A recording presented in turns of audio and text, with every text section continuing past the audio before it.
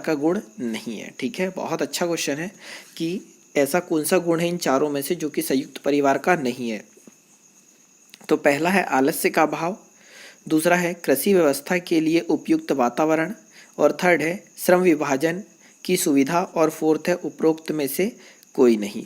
ठीक है यार, तो देखो निम्नलिखित में से कौन सा संयुक्त परिवार का गुण नहीं है, तो आलस्य का अभाव जो कि संयुक्त परिवार का गुण नहीं है। ठीक है, आगे हम देखें तो जबकि जो श्रम विभाजन है, श्रम विभाजन की सुविधा, कृषि व्यवस्था के लिए उपयुक्त वातावरण संयुक्त परिवार की विशेषता है। भारतीय सामाजिक परिवेश में संयुक्त परिवार ही जीवन का आधार होता है। ठीक है, तो आपको याद रखना है कि जो आलस्य का अभाव है वह संयुक्त परिवार की विशेषता नहीं है। अगला क्वेश्चन, क्वेश्चन नंबर सेकंड देखते हैं कि एकल परिवार के तीव्र प्रचलन के लिए क्या उत्तरदायी है। ठीक है, एकल परिवार के तीव्र प्रचलन के लिए क्या उत्तरदायी है, तो पहला है महंगाई, दूसरा है जनसंख्या, थर्ड है कलह की संभावना में कमी, और फोर्थ है उपरोक्त सभी। ठीक है, तो जो एकल परिवार है उसकी तीव्र प्रचलन के लिए क्या उत्तरदायी है, तो यार ऑप्शन नंबर इसका डी होगा राइट आंसर। ठीक है, तो हम ये बोल सकते हैं महंगाई, जनसंख्या तथा कहल की संभावना में कमी एकल परिवार के तीव्र प्रचलन के लिए उत्तरदायी है। एकल परिवार में कुरीतियाँ एवं आलस्य का अभाव होता है। ठीक है, जो एकल परिवार होता है उसमें कुरीतियाँ और आलस्य का अभाव होता है तथा व्यक्ति का विकास होता है। वास्तव में एकल परिवार संयुक्त परिवार का ही एक लघु रूप है। तो यार अगला क्वेश्चन देखते हैं, क्वेश्चन नंबर थर्ड, और आई होप आज का पेपर थोड़ा ठीक होगा, आप मतलब थोड़ा सा टफ हो सकता है। निम्न में से कौन प्राकृतिक संसाधन नहीं है। ठीक है, मतलब ये जो चार संसाधन दे रखे हैं इनमें से कौन सा जो प्राकृतिक संसाधन नहीं है, तो यार जल प्रकृति से मिले हैं हमें, खनिज प्रकृति से मिले हैं, ऊर्जा हमें प्रकृति से मिली है, उसने पूछा है प्राकृतिक संसाधन नहीं है, तो ऑप्शन नंबर थर्ड होगा आंसर। जो संस्था है वह प्राकृतिक संस्था के अंतर्गत नहीं आती, वह मनुष्यों ने बनाया है। क्वेश्चन नंबर फोर्थ देखते हैं कि भारत में कितने प्रतिशत भौगोलिक क्षेत्र में मैदान है। ठीक है, जो इंडिया है उसमें कितना प्रतिशत ऐसा क्षेत्रफल है जिसमें मैदानी क्षेत्र है, तो पहला ऑप्शन है 50%, दूसरा है 30%, थर्ड है 43% और फोर्थ है 47%। तो यार देखो कितने भूगोलिक क्षेत्र में मैदान है, तो ऑप्शन नंबर सी होगा राइट आंसर। 43% क्षेत्र ऐसा है जिसमें भौगोलिक क्षेत्र मैदान है। ठीक है, और इसी में हम बात करें तो यार 11% जो भूभाग है वो पर्वतीय क्षेत्र के अंतर्गत, 18% पहाड़ी क्षेत्र के अंतर्गत, और 28% ये होता है पठारी क्षेत्र। ठीक है, तो 28% जो है पठारी है, 18% है वो पहाड़ी है, और 11% पर्वतीय है, और जो 43% है वो क्या जाएगा मैदानी क्षेत्र। चाहो तो आप ये पूरा डेटा याद रख सकते हैं। अगला देखते हैं क्वेश्चन नंबर फिफ्थ की हरा सोना किसे कहा जाता है। ठीक है, जो हरा सोना है वह किसे कहा जाता है, तो पहला ऑप्शन है जल संसाधन को, सेकंड भू संसाधन को, थर्ड वन संसाधन को, और फोर्थ मानव संसाधन को। तो यार ये तो नाम से ही समझ में आ रहा है हरा सोना। ठीक है, हरा सोना किसे कहा जाता है, तो वन संसाधन को कहा जाता है, ऑप्शन नंबर सी होगा राइट आंसर। ठीक है, वन संसाधन को हरा सोना या ग्रीन गोल्ड कहा जाता है। स्थल एवं प्राकृतिक रूप से उगने वाले पेड़ पौधे, वृक्ष एवं झाड़ियाँ में सघन आवरण को वन या प्राकृतिक वनस्पति कहते हैं। इसकी आर्थिक उपयोगिता के कारण ही इन्हें वन संसाधन कहा जाता है। अगला देखते हैं क्वेश्चन नंबर 6 की अखिल भारतीय फुटबॉल फेडरेशन। ठीक है, अखिल भारतीय फुटबॉल फेडरेशन या AIFF ठीक है की स्थापना कब हुई थी। ठीक है, तो अखिल भारतीय फुटबॉल फेडरेशन की स्थापना कब हुई थी, तो पहला ऑप्शन है 1914 में, दूसरा ऑप्शन 1937 में, तीसरा ऑप्शन 1942 में, और चौथा 1943 में। तो यार ऑप्शन नंबर सेकंड होगा इसका राइट आंसर। 1937 में अखिल भारतीय फुटबॉल फेडरेशन की स्थापना की गई थी। ठीक है, और जो 1948 में यह वर्ष 1948 में स्थापित एशिया फुटबॉल परिसंघ की संस्था सदस्यों में से एक है। अगला देखते हैं क्वेश्चन नंबर 7 की परिवेश की साफ सफाई क्यों जरूरी है। ठीक है, जो हमारे आसपास का परिवेश है इसकी साफ सफाई क्यों जरूरी है, तो पहला ऑप्शन है स्वस्थ जीवन के लिए, सेकंड है बेहतर अंक प्राप्त करने के लिए, थर्ड है रोगों के नियंत्रण के लिए, और डी है ए और सी दोनों। तो यार परिवेश की साफ सफाई क्यों जरूरी है, तो ऑप्शन नंबर डी होगा राइट आंसर। ए और सी दोनों, मतलब स्वस्थ जीवन के लिए और रोगों के नियंत्रण दोनों के लिए अपना परिवेश आसपास का साफ सुथरा होना चाहिए। क्वेश्चन नंबर 8वां देखते हैं कि अच्छी आदतों में क्या शामिल है। ठीक है, जो अच्छी आदतें होती है उनमें क्या शामिल है। तो पहला है इधर उधर थूकना, दूसरा है चिप्स के पैकेट सड़क पर फेंकना, थर्ड है जन सुविधाओं का उपयोग करना, और फोर्थ है भोजन से पूर्व हाथ ना धोना। तो यार आप इसका आंसर लगा ही चुके होंगे, ऑप्शन नंबर थर्ड होगा राइट आंसर की अच्छी आदतों में शामिल है जन सुविधाओं का प्रयोग करना। क्वेश्चन नंबर 9 देखते हैं, भोजन के तुरंत बाद कौन सा आसन किया जाता है। ठीक है, तो भोजन के तुरंत बाद कौन सा आसन किया जाता है। तो पहला ऑप्शन हो जाएगा ताड़ासन, दूसरा है वज्रासन, थर्ड है वृक्षासन और फोर्थ है चक्रासन। तो ऑप्शन नंबर सेकंड होगा यार इसका राइट आंसर, सॉरी हाँ, ऑप्शन नंबर सेकंड होगा राइट आसन वज्रासन। मतलब भोजन के तुरंत बाद आसन जो किया जाता है वज्रासन किया जाता है। और हम ये बोल सकते हैं यह बैठकर ध्यान करने वाला आसन है, इसमें इसे वीरासन भी बोलते हैं। ठीक है, याद रखिएगा वीरासन भी कहा जाता है किसको, तो वज्रासन को वीरासन भी किया जाता है और ये भोजन के तुरंत बाद किया जाता है। आप लोगों ने डिमांड की है कि ये जो आसन है, ठीक है, ताड़ासन वज्रासन वृक्षासन, मतलब योग से रिलेटेड इसका लेक्चर यार 2 से 3 दिन में मैं तैयार कर रहा हूँ। अभी 2 से 3 दिन लग जाएंगे आने में, तो इससे मैं अपलोड कर दूंगा, तो इससे इस टॉपिक के आपसे सारे क्वेश्चन फिर बनने लगेंगे। अगला क्वेश्चन देखते हैं, क्वेश्चन नंबर 10 कि वृक्षासन करने से, ठीक है, जो वृक्षासन ये भी योग का क्वेश्चन है कि वृक्षासन करने से क्या होता है। तो पहला ऑप्शन है एकाग्रता विकसित होती है, दूसरा है शरीर का संतुलन सुधरता है, थर्ड है रक्त परिसंचरण सुधरता है और डी है उपरोक्त सभी। ठीक है, तो यार वृक्षासन से सारी चीज़ें होती है, मतलब उपरोक्त सभी। हम ये बोल सकते हैं कि वृक्षासन करने से शरीर का संतुलन सुधरता है, एकाग्रता विकसित होती है व रक्त परिसंचरण सुधरता है। इस योगासन में शरीर की स्थिति वृक्ष के समान हो जाती है। यह मुख्यतः खड़े होकर करने वाला आसन है कौन सा, तो वृक्षासन। अगला देखते हैं क्वेश्चन नंबर 11 कि निम्नलिखित में से कौन सा युग्म ठीक नहीं है। ठीक है, जो आपको 4 युग्म दे रखे हैं इनमें से कौन सा ठीक नहीं है। पहला ऑप्शन है जूट रेशमी वस्त्र, सेकंड है गन्ना से चीनी, थर्ड है अभ्रक से विद्युत उपकरण और फोर्थ है कपास से सूती वस्त्र।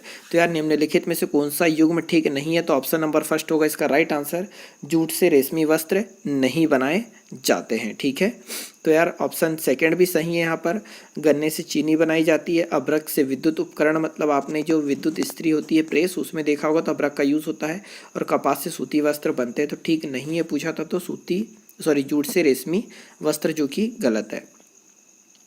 अगला देखते हैं क्वेश्चन नंबर 12 कि हिंदुस्तान स्टील लिमिटेड राउरकेला, ठीक है, हिंदुस्तान स्टील लिमिटेड राउरकेला किस देश के सहयोग से स्थापित किया गया है। ठीक है, तो जो हिंदुस्तान स्टील लिमिटेड राउरकेला जो है किसके सहयोग से स्थापित किया गया है। तो पहला ऑप्शन है फ्रांस, दूसरा है जर्मनी, तीसरा है रूस और चौथा है अमेरिका।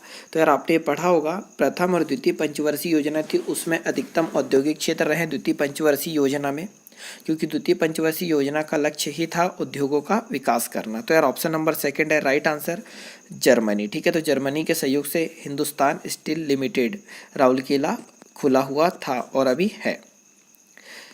अगला देखते हैं क्वेश्चन नंबर 13 की रात का खाना लेने का सही समय क्या होना चाहिए। ठीक है, जो हम नाइट का भोजन लेते हैं उसका जो सही समय है वह क्या होना चाहिए। तो पहला ऑप्शन है 5 बजे से 8 बजे तक, 6 बजे से 9 बजे तक, और तीसरा ऑप्शन है 8 से 11 बजे तक, और फोर्थ ऑप्शन है 8 से 9 बजे तक। ठीक है, सॉरी 4 से 9 बजे तक। तो ऑप्शन नंबर सेकंड होगा राइट आंसर, 6 बजे से 9 बजे तक का एक सही समय है रात के भोजन लेने का। क्वेश्चन नंबर 14 देख लेते हैं कि निम्नलिखित में से हमारे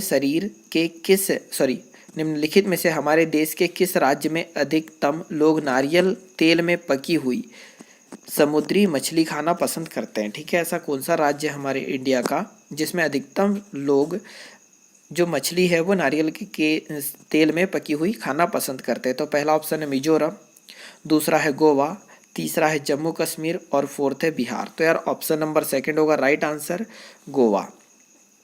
ठीक है, हम ये बोल सकते हैं कि हमारे देश में गोवा राज्य ऐसा है जहाँ पर अधिकतर लोग नारियल के तेल से पकी हुई मछली खाना पसंद करते हैं। इसके अतिरिक्त अगर हम बिहार की बात करें, ठीक है, बिहार की बात करें तो बिहार का जो लिट्टी चोखा मुख्य भोजन हो जाएगा।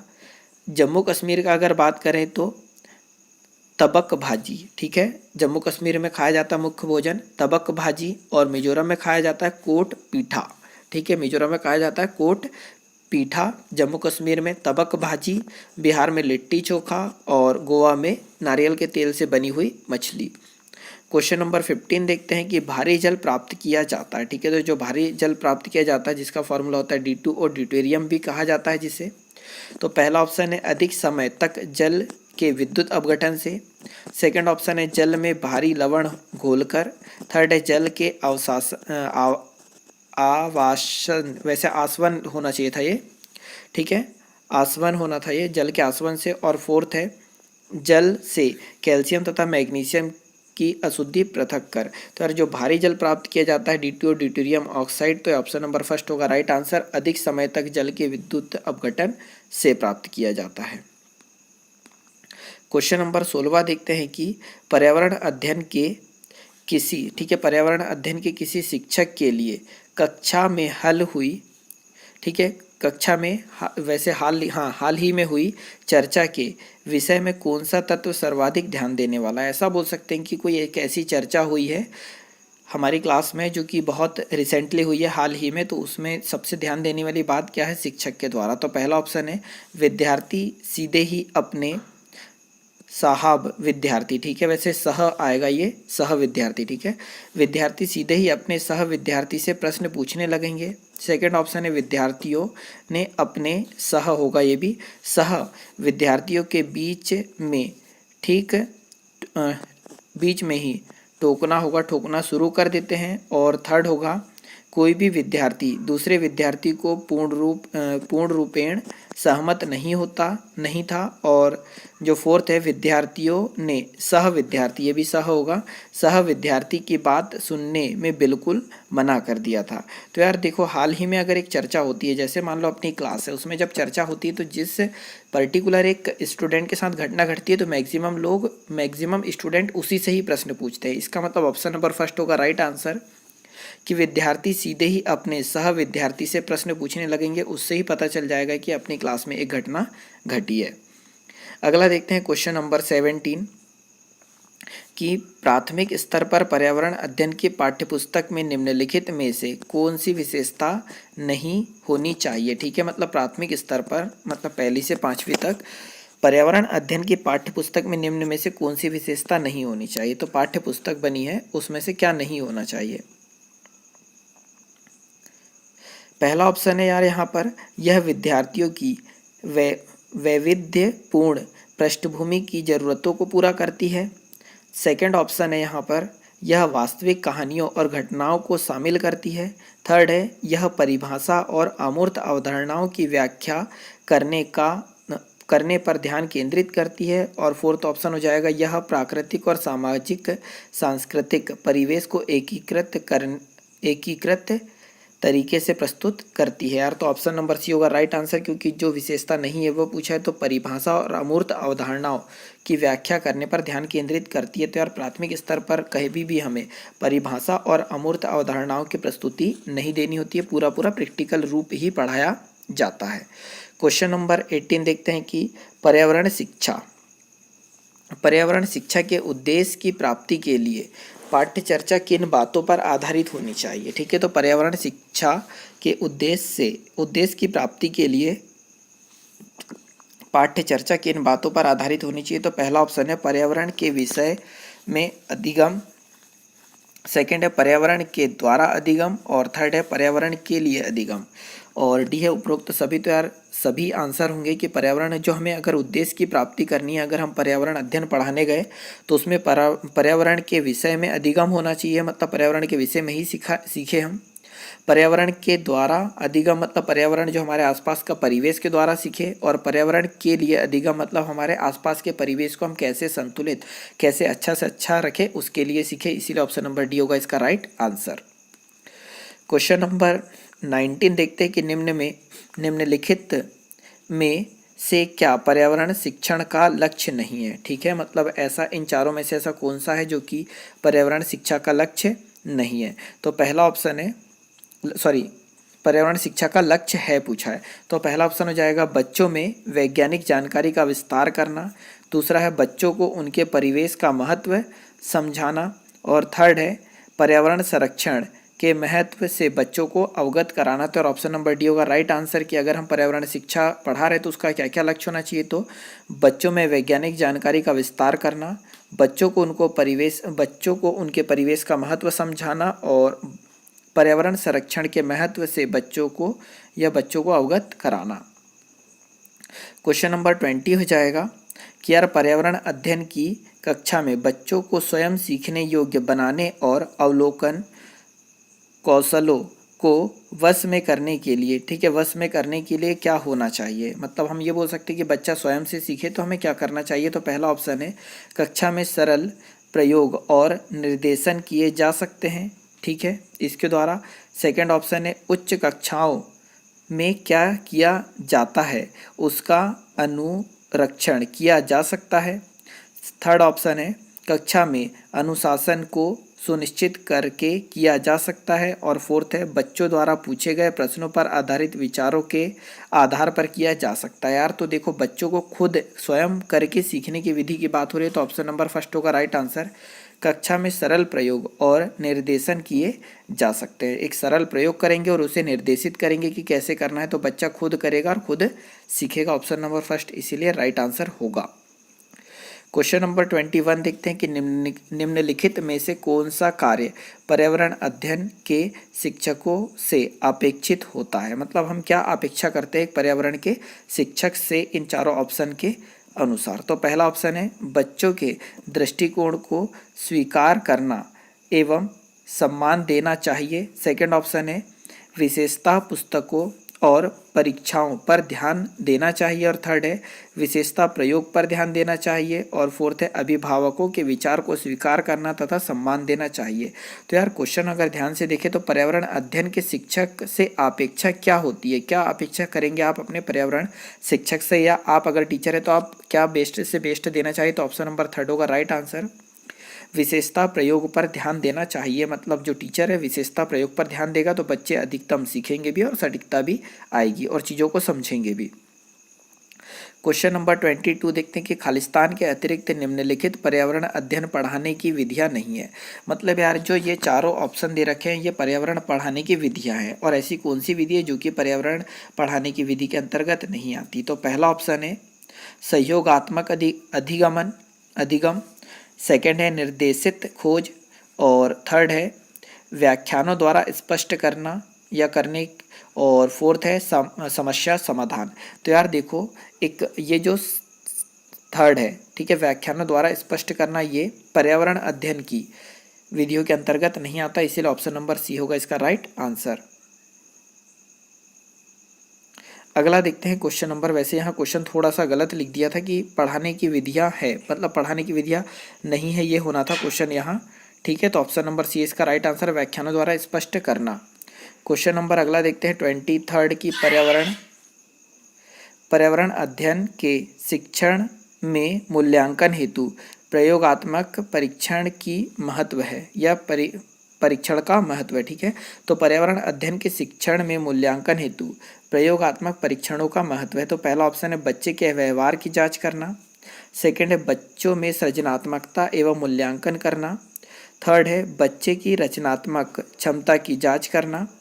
और फोर्थ है उपरोक्त सभी। तो यार डी होगा इसका राइट आंसर कि बच्चे के व्यवहार की जांच करना, बच्चों में सृजनात्मकता एवं मूल्यांकन करना और बच्चे की संरचनात्मक क्षमता की जांच करना पर्यावरण अध्ययन मूल्यांकन में प्रयोगात्मक परीक्षण का महत्व होगा।